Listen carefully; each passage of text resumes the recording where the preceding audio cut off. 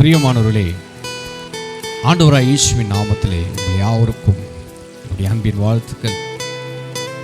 இந்த நாளிலே யாரெல்லாம் அந்த நிகழ்ச்சி பார்க்குறீங்களோ, இந்த நிகழ்ச்சி மூலமாய் கர்த்தர் நம்மோடு பேசுகிற வார்த்தை இதை கவனமாய் கேட்கும்படி உங்களை அன்பாய் கேட்கிறேன். ஆண்டவர் இன்னைக்கு பேசுகிற வார்த்தை நித்திய ஜீவன். இந்த நித்திய ஜீவனை குறித்து இந்த நிகழ்ச்சியில் யாரெல்லாம் பார்க்குறீங்களோ, இந்த வார்த்தை மூலமாக தேவன் நம்மோடு கூட பேசுவாராக. ஹல்லேலூயா. இந்த வார்த்தை சொல்லுகிறது, இயேசு கிறிஸ்துவை அறிவது நித்திய ஜீவன் என்று. யோவான் 17ஆம் அதிகாரம் 3ஆம் வசனத்தில் சொல்லுகிறது, ஒன்றாய் மெய்தேவனாகிய உம்மை நீர் அனுப்பினவராகிய இயேசு கிறிஸ்துவை அறிவதே நித்திய ஜீவன். இயேசு கிறிஸ்துவை அறிகிற அறிவிலே நமக்கு நித்திய ஜீவன் உண்டாகும் என்று இயேசு சொல்லுகிறார். அவர்கள் எப்படி மூவரும் ஒன்றாக இருக்கிறார்களோ, அதே போல இயேசு கிறிஸ்துடைய அனுப்பினவராகிய அவரை அறிகிற அறிவு அது நமக்கு நித்திய ஜீவனை கொண்டு போகிறது. அல்லேலூயா. இந்த செய்தி கேட்கிற தெய்வப்பிள்ளை, இயேசுவை அறியாம நித்திய ஜீவனுக்குள்ள போக முடியாது. ரட்சிக்கப்படாம நித்திய ஜீவனுக்குள்ள போக முடியாது. பரிசுத்தம் இல்லாமல் தேவனுடைய ராஜ்யத்துக்குள்ள போக முடியாது. அதனால் இந்த செய்தி கேட்கிற தெய்வப்பிள்ளையே, இயேசுவை அறிவது நித்திய ஜீவன். யோவான் 5:24 அவர் சொல்றார் பாருங்க, அந்த வார்த்தை, என் வசனத்தை கேட்டு என்னை அனுப்பினர் விசுவாசிக்கிறவனுக்கு நித்திய ஜீவன் உண்டு என்று அவன் ஆக்கினைக்கு தீர்ப்புப்படாமல் மரணத்தை விட்டு நீங்கி ஜீவனுக்குட்பட்டு இருக்கிறான் என்று மெய்யாகவே மெய்யாகவே உங்களுக்கு சொல்லுகிறேன். இந்த வார்த்தையில அவர் சொல்றாரு, என் வசனத்தை கேட்டு. யார் ஆண்டுடைய வசனத்தை கேட்டு அவரை அனுப்பினவர், பிதாவாகி தேவன் இயேசு கிறிஸ்துவை இந்த உலகத்திற்கு அனுப்பினவர் யாரெல்லாம் விசுவாசிக்கிறானோ, இந்த வசனத்தை கேட்கிற தேவ பிள்ளையே, யார் இயேசுவை விசுவாசிக்கிறியோ அந்த மனுஷனுக்கு நித்திய ஜீவன் உண்டு என்று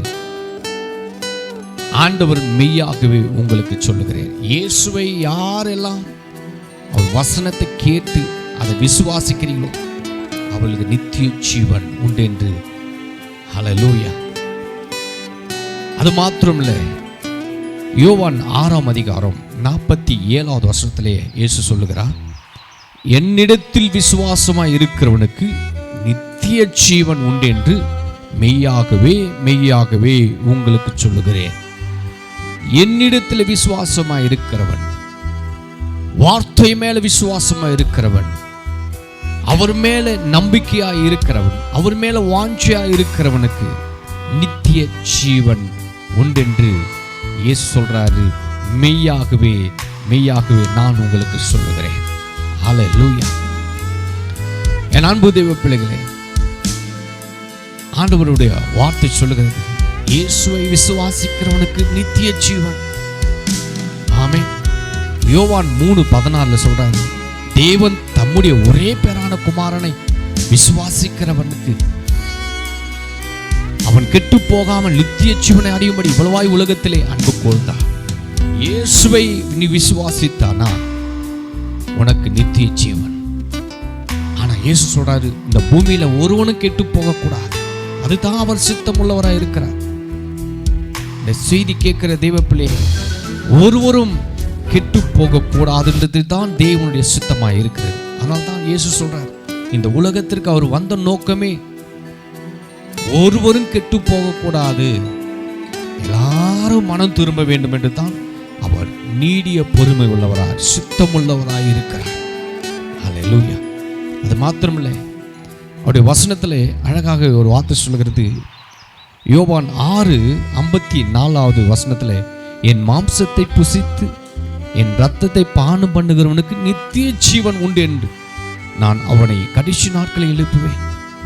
ராவ் போஜனத்தில், இயேசுடைய ராவ் போஜனத்தில் நம்ம பானம் பண்ணுகிறவனுக்கு, அவருடைய மாம்சத்தை புசிக்கிறவனுக்கு நித்திய ஜீவன். அல்லேலூயா. அது மாத்திரமில்லை, இந்த வசனம் சொல்லுகிறது, ராபோஜனத்தில் நாம் பரிசுத்தத்தோட ராபோஜனம் எடுக்கும் பொழுது அவருடைய மரணத்தை நினைவு கூறுங்கள் என்று இயேசு சொல்றார்.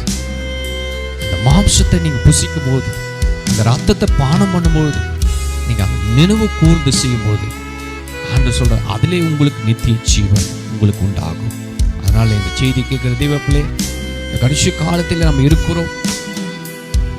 இயேசு கிறிஸ்துவை அறிவது உனக்கு ஜீவன், நித்திய ஜீவனா இருக்கிறது.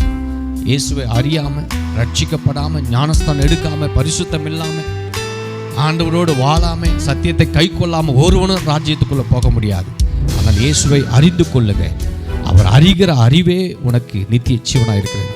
கர்த்தர் தாமே இந்த வார்த்தைகள் மூலமா தேவன் உங்களை ஆசீர்வதித்து உங்களை காத்து நடத்துவாராக.